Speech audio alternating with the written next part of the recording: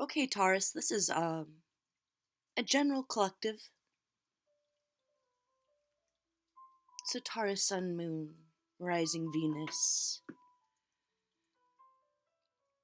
gonna try to make this quick, as in not, as in not 40 minutes long. But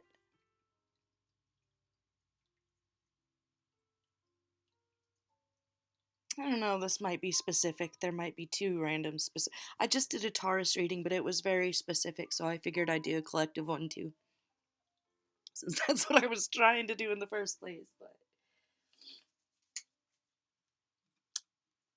there's some. I feel like there's some ageism at play here.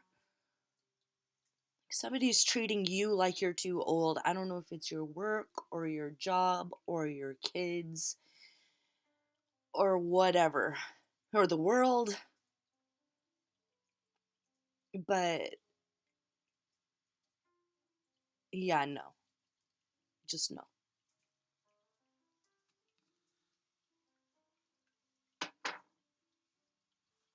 Ooh, random specific.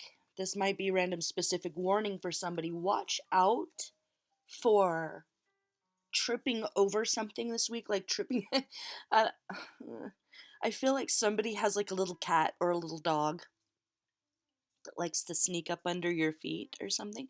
If you're going to visit someone and you know they have a dog or a cat, just be extra careful. Or if there's a new pet in your house, just be extra careful. They might not have any situational awareness, and if you are in the middle of doing something and rushing, they could get in your way and trip you up.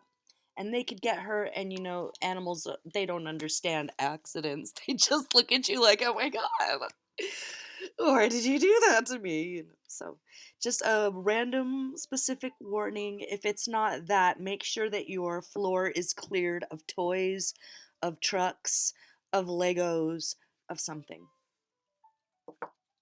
Wires.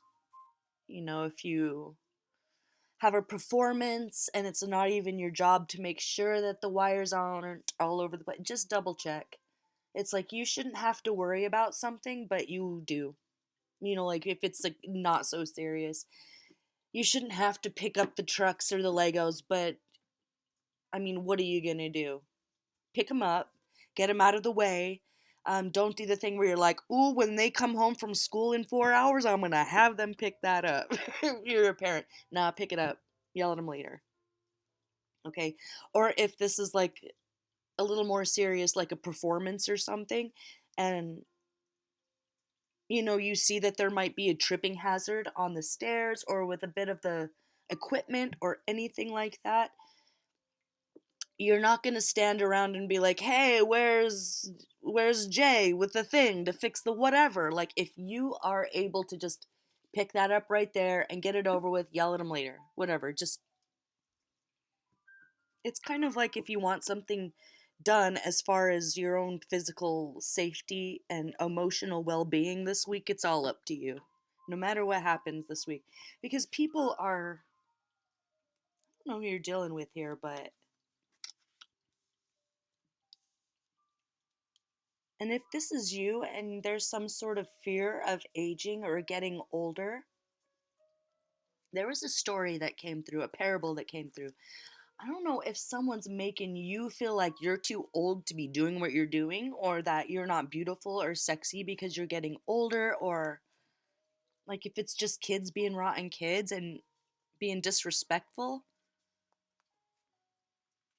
I mean, it really means nothing. It really means nothing when it comes to your worth, your beauty. It means nothing, okay? It has nothing to do with your worth or your beauty. Hematite, butterfly. It's almost like there could be bad blood either between you and someone in the family, or you and who you used to be. But it's just reminding you that you are not who you used to be. You are who you are right now. And there was a transformation. There was a lot of pain. Maybe there still is a lot of bad blood between you and your family because there's an issue. Let me just get to it. Why am I dancing around this? It's because it's so painful. It's because it's so difficult. It's because maybe talking about abandonment triggers me a little bit too. So I'm going to say a little prayer for myself here, but we're talking about feelings of abandonment. And the story of the two old women came up. Um, Old lady story, that was my thing. But what I meant was the story of the two old women, which was a story that, oh God, it was written by Vera. Please help me. I want to say Vera Wallace or something like that. But it's based on an not in, I don't know if it's Inuit, but it's Alaska. Okay, so First Nations people of Alaska. It's comes from their mythology, and she wrote it into a story. It was kind of based on a story that her mom told her, oral tradition. Um, so it's about a nomadic tribe, okay? This is the story. A nomadic tribe up in Alaska, and you know how cold it gets up in Alaska in the winter.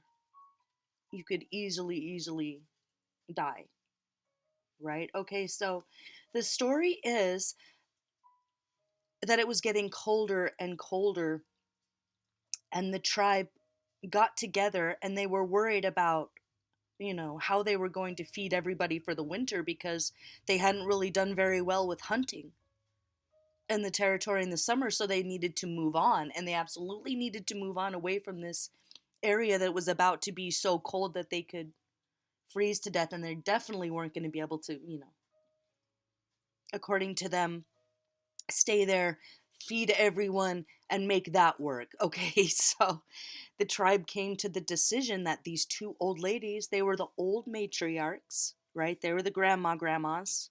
They were like the grandmas or the great grandmas. There was two of them. And they definitely settled into their old ladiness, if I remember correctly. They kind of sat around the fire and they were just kind of like little weak old ladies, right? And so the tribe decided that they were going to leave these ladies, that they were too old, that they were holding the rest of the tribe back from their full potential of abundance and hunting or gathering or whatever. So they made the decision to move on. Without the old ladies, they abandoned them. They left them to die in the cold. Okay? Well, the old ladies did not die in the cold. The two old ladies were very wise. Not only that, but they were very courageous. And they decided, hey, if we're gonna die here in the cold, we might as well die trying. We might as well die trying. So, with nothing but their fortitude and their imagination and their persistence and their ingenuity and their wisdom, they were able to start trapping rabbits, if I remember correctly, and they were able to really forge, little by little, a comfortable existence where they did not die and they started to thrive and they had backup. They were able to store away nuts and dried meats.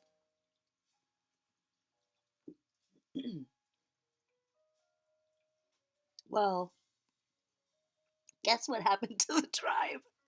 Guess what happened to the tribe? They didn't do so well. They didn't find all of the meat that they needed. There was a few paths that they didn't know which way to go. They didn't have the elderly there to guide them, to say, this is the way you shouldn't go, for sure, or this is the way we used to go, or the knowledge of the plants as medicine, things like that. So they started to starve to death. And as they kind of made their way, like retreated back to the territory, I even think it might have been like the next winter or something. They retreated back and they found the old ladies there. And the old ladies were the ones to save the tribe's life with their stores and what they had hunted with. And reminding themselves that just because they had allowed themselves to become old, I think this is part of the thing too, if I remember correctly, that I really should have looked this up. I'm sorry. But that they had kind of allowed themselves to become little old ladies, but they had it in them to be strong and active the whole time. But that they'd kind of eased into the role of old lady.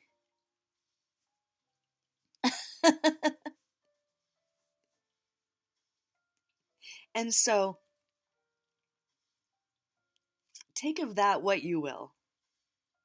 Whatever resonates for you in that story. Okay, so if there's a feeling like you've been abandoned, maybe by a mate,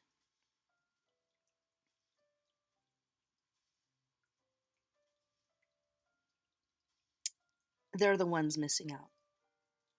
They might notice, they might not notice, like they might not notice at first. They might not notice at first. But there is some sort of wisdom that you have. And you are just as needed in society. Your existence is just as valid. The air belongs as much to you as it does to the biggest king on the highest hill and the whatever, whatever. Okay, I don't know who needed to hear that, but having said that, Tree of Life, upside down with obsidian. Well, who's not relevant to your life anymore? Who's not relevant to your story anymore? Who treats you like you should be discarded because of your age or your race or, you know, any of the things which has nothing to do with your worth? It's their own. And like, if we're kids, I don't want to talk smack on your little children, but sometimes they need to be put in their place. Sometimes they need to be reminded that they wouldn't know how to walk without you, that they wouldn't know how to cook without you. They might have, it might just be, do you need to remove yourself from the situation so that they have to fend for themselves and realize how much worth you do have? Like, is this a job and they're not being respectful of you because suddenly you're older? Like, I don't even think you're that old. I don't know who this is for, but I'm like, you're not old. You're not, but you're being treated like you're useless or something like that. Cut out all those people from your life with the quickness. Get them out of there. They can kick rocks. Okay, they can take a long walk off a short pier because they're going to be crawling back to you, and then, well, if they're not relevant, then it's not your problem. Is your kids, they are relevant, and you just need to cut that attitude out. You know, maybe you need to read them the story of the two old ladies. Maybe it's that simple. If it's not so serious and you're a Taurus mom or a Taurus dad, I'll put a link to that below. It's a good story. Plenty of lessons in there for everybody. So, imagination, okay? Persistence, ingenuity,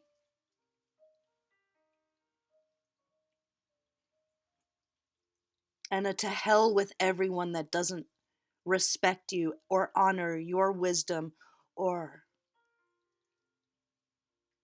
I feel like just like You've paved the way for so many people. You're a trailblazer.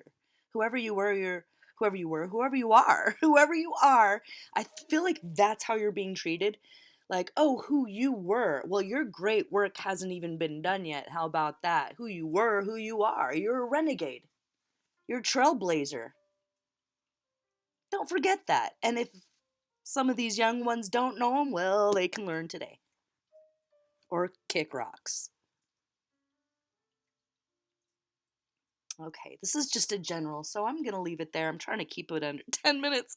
Not doing so good, but Taurus,